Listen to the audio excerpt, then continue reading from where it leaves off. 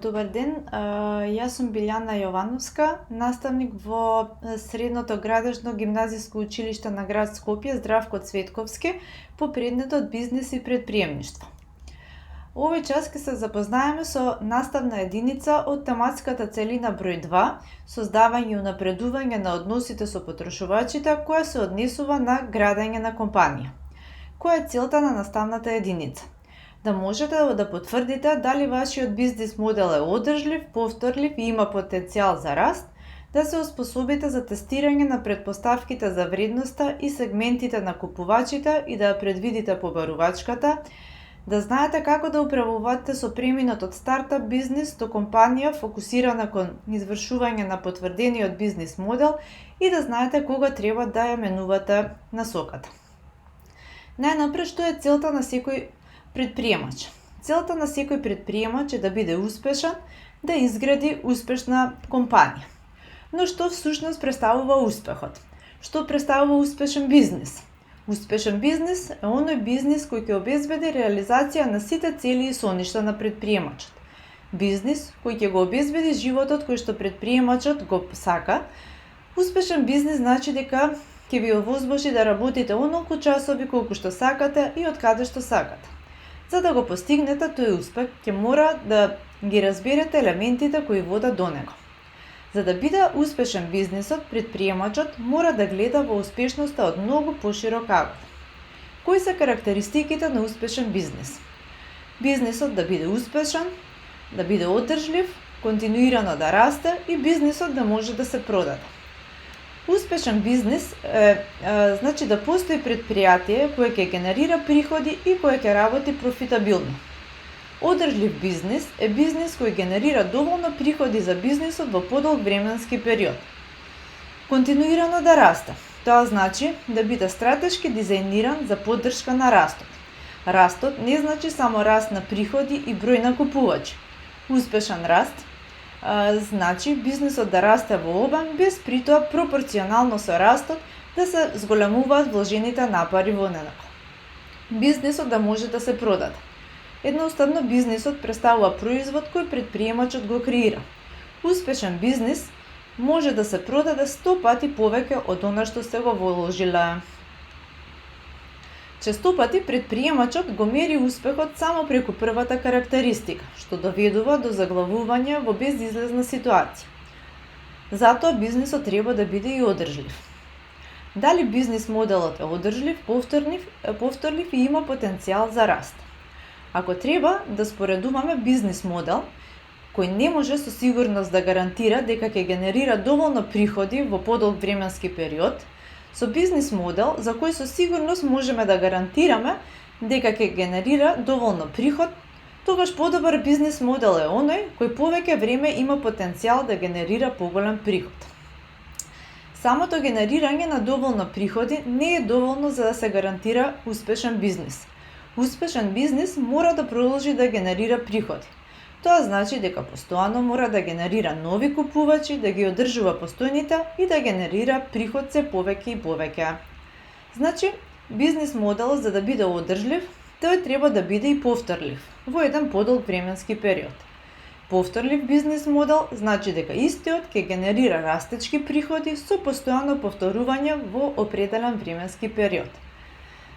Со цел да се одреди дали бизнис моделот е одржлив и повторлив, неопходно е да се предвиди побарувачката од страна на купувачите, односно можноста бизнисот да генерира приходи во иднина. Прашањето е кој временски период треба да се разгледува за да кажеме дека бизнис моделот е одржлив, а со тоа и повторлив. Бидејќи неизвестноста е основната карактеристика на новите компании, не може предалеку да се оди со ова предвидување. Едноставно, колку подалеку се предвидува, самото предвидување ќе биде се понеточно. Предвидувањата може да бидат краткорочни, среднорочни и долгорочни предвидувања. Долгорочните предвидувања вообичаено покриваат временски период од 3 години и се користат за долгорочни планирања и стратегии. Среднорочните предвидувања вообичаено се во опсег од 1 до 3 години и се однесуваат на буџетирање на планови поврзани со продажбата. Краткорочните предвидувања се многу значајни за оперативните планирања. Тие се однесуваат на проекти во следните неколку месеци, а во некои случаи се однесуваат и на период од една година. За определување на повторливоста на бизнис моделот, ќе треба да се користат долгорочните предвидувања, кои се однесуваат за период до 3 години. Кога станува збор за побарувачка, побарувачката може да биде стабилна и динамична побарувачка. Стабилна побарувачка е онаа која во определен временски период не се менува драстично, а додека пак динамична побарувачка е побарувачка која во определен временски период се менува драстично. Кои техники може да се користат за да се предвиди побарувачката, а со тоа и приходите и повторливоста и одржливоста на бизнис моделот? Постојат квалитативни техники, надворешни техники и внатрешни техники. Квалитативните техники се проекции базирани на просудување и интуиција. Овие техники не даваат точни резултати, туку субјективни резултати. Например, се користат за предвидување на побарувачката за нов производ или нов бизнис кога нема претходна историја за истите. Во таков случај користима анализа на пазарот, анализа на конкуренцијата, анализа на слични производи. Надворешните техники се проекции базирани на надворешни индикатори поврзани со побарувачката. Например, индикатори како зголемување на домови, стапка на новороденчиња, расположлив приход. Овие техники се базираат на корелација. Например, продажбата на цигли е пропорционална со бројот на нови домови, или пак продажбата на гуми за автомобили е пропорционална со потрошувачката на бензин.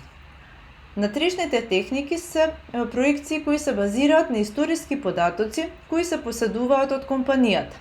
Предпоставка е дека она што се случило во минатото ќе се случи во иднина.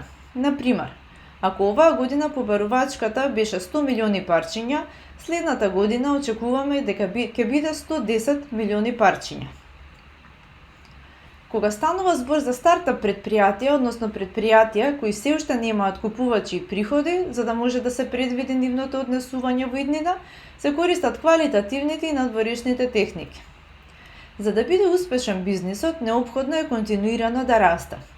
Потенцијал за раст не значи само раст на приходи и број на купувачи, туку успешен раст на бизнисот значи бизнисот да расте во обем, приходи, купувачи, количина на производи, без притоа пропорционално со растот да се зголемува и напорот и трошоците во него. За да се провери дали бизнис моделот е одржлив, повторлив и со потенцијал за раст, ќе треба да се направи одредена финансиска анализа, користејќи ги податоците од предвидување на побарувачката, цената на производот и услугата, како и дефинираните и потврдените претпоставки за трошоците. Потребни податоци за финансиската анализа се продадени парчиња, односно тоа се податоци кои што се добијани преку предвидување на побарувачката, користејќи ги податоците од тестирање на претпоставките за вредноста, каналите и односите со купувачите. Цена по парче. Колку купувачот ќе треба да плати за едно парче производ или услуга. Овие претпоставки веќе се потврдени преку тестирање на вредноста, купувачите, каналите и односите со купувачите. Во примерот, овој износ е 900 денари, што значи дека производот ќе се продава по цена од 900 денари. Вкупни приходи. Вкупните приходи се добиваат кога ќе се помножат предвидените продажби по парче со единечната цена на производот. Трошоци од продажба. Овие трошоци веќе се анализирани и потврдени. Во примерот, тие изнесуваат 60% од единечната цена на производот, односно 540 денари. Оваа бројка се множи со продадените парчиња и се добиваат трошоците од продажба. Фиксните трошоци. Овие трошоци исто така веќе се анализирани, тестирани и потврдени, и тоа се трошоци кои што не се менуваат без оглед на промената на обемот на работата. Вкупни трошоци. Овие трошоци представуваат збирот сите трошоци на предпријатието. Понатаму профитот. Профитот представува разлика од вкупните приходи и вкупните трошоци. И готовински тек. Готовинскиот тек го представува износот од пари кој ќе го има компанијата во вид на готовина на крајот од периодот. се пресметува кога ќе се соберат парите кои се поседуваат на почетокот на периодот и вкупните приходи во периодот и од тој износ се одземат вкупните трошоци. Во примерот на почетокот од периодот компанијата имала 1 милион денари. Па така, готовинскиот тек за првиот квартал ќе биде 1 милион денари плюс 8 милиони 100.000 денари минус 8 милиони 360.000 денари, што значи 740.000 денари. Од примерот може да се забележи дека компанијата остварува растечки приходи и профит во анализираниот период. Кога претпоставките во бизнис моделот ќе бидат трансформирани во факти и кога ќе се обезбеди дека има одржлив, повторлив и бизнис модел со потенцијал за раст, време е да се започне со управување со преминот од стартап до вистинска компанија. Самиот премин од стартап до вистинска компанија значи дека веќе организацијата не е привремена, тука има своји процеси со кои ќе се креира и испорачува вредност до купувачите. Тоа значи дека стандардните оперативни процедури постои воспоставена организацијска структура, како и менаџерски систем за управување на растот на предпријатието. Едноставно овој премин значи дека се менуваат и улогите на предприемачот во компанијата. Генерално може да имаме 4 улоги во една компанија: вработен техничар, менаџер координатор, председател градител на бизнис, инвеститор собственик. Вработените, односно техничарите, се оние кои ги вршат работите во компанијата. Најчесто поединец со ова улога се базира на самиот себе си, односно кај него постои мислење дека ќе биде подобро доколку самиот ги завршува работите. Ваквата улога бара стандардни оперативни процедури и инструкции чекор по чекор. Менаџер-координатор. Менаџерите пак се заинтересирани за ефикасност и се фокусираат на системите и структурата во компанијата. Оваа улога едноставно следи што се случува надолу низ хиерархијата, развива детални чекори и временски рамки за завршување на работата, бара предвидливост, ред и дисциплина. Председател, градител на бизнис. Председателот, односно градителот на бизнисот, развива визија, вредности и стратегија, ги инспирира другите да се пронајдат во целите и да ги следат тие цели. Ваквата улога ги следи идните трендови и се фокусира на иднината. Инвеститор собственик. Инвеститор, односно собственик, го гледа бизнисот како производ. Како мојата инвестиција, време или пари се спроведува со било кој друг бизнис, која е стапката на повраток на инвестицијата на парите и времето во бизнисот и дали овој бизнис може да се продаде. Различните фази во која се наоѓа компанијата ќе бараат и различни улоги од страна на предприемачот. Дури основните однесувања и навики кои водат до успех во една фаза на раст може да доведат до пропаѓање во следната фаза. Еволуирањето на улогите на предприемачот е неопходно за пример од стартап кон вистинска компанија и градење на успешен бизнис. Генерално постојат 4 фази на раст на една компанија, и тоа стартап, иницијален раст, рапиден раст и континуиран раст. Првата фаза, стартап, значи во оваа фаза се оно што се прави за да се преживее. Едноставно во оваа фаза поминува направи сам и донеси ги сите одлуки сам. Бизнисот е доволно мал за да ги менаџира неговите потреби на дневна основа. Предприемачот во оваа фаза е оној кој имплементира промени во бизнисот, како што се појавуваат различните можности и како што учи од тестирањето и експериментирањето на пазарот. Од стартап до иницијален раст, лидерската улога мора да се промени од извршител и одлучувач во делегатор и поставувач на насоки. Во стартап фазата предприемачот беше се, но за да расте компанијата ќе треба да се креира организација која е поголема од предприемачот и која ќе продолжи да расте. Ова значи дека ќе треба да се најдат, привлечат и најмат паметни луѓе, потоа да се делегира и да им се верува. Две главни промени кои ќе треба да се имплементираат на патот од стартап до иницијален раст се распределба на одговорности и промена од реактивен во проактивен стил на менеджмент, односно предприемачот треба да се фокусира на причините за одреден проблем, а не на симптомите. Од иницијален раст до рапиден раст. Во оваа фаза новите улоги ќе бидат градител на тимови, тренер, планер, комуникатор. Мора да се најми и развие менаџерски тим на функционални експерти кој е доволно силен за да ја одржи компанијата целосно и развие целосен потенцијал за раст. Мора да се обезбедат услови, тимот да знае да си ја работи работата која треба да се сработи. Едноставно во оваа фаза мора да се планира иднината на компанијата и како подобро да се подготви истата за рапиден раст. Ефективната комуникација е основна за тимска работа и имплементација на проекти.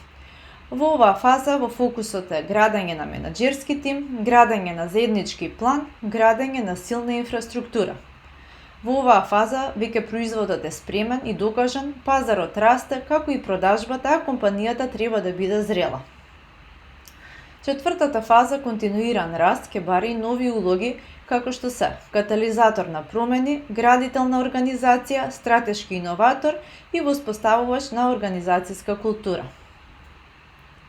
При тестирањето на претпоставките за вредноста и сегментите на купувачи може да се случи предприемачот да промени насоката, односно да пивотира. Можни промени на насока или пивотирање представува значајно менување на една или повеќе компоненти на бизнис моделот. Тоа значи промена на насоката на бизнисот, односно ако нешто не функционира, исто се подобрува или целосно се заменува со нова претпоставка. Во овој чекор, задачата на предприемачот е да го ажурира бизнис моделот врз база на последните резултати од тестирањата на претпоставките на бизнис моделот.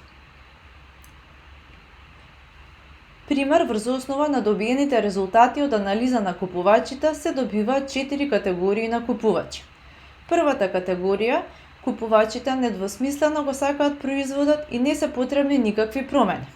Втора категорија, купувачите го сакаат производот, но слушаме постојано дека сакаат и дополнителни карактеристики уште во фазата на лансирање. Категорија 3, купувачите по долго објаснување го разбираат производот, но никој не доаѓа во позиција да го купи. И категорија 4, купувачите не гледаат некоја потреба за производот.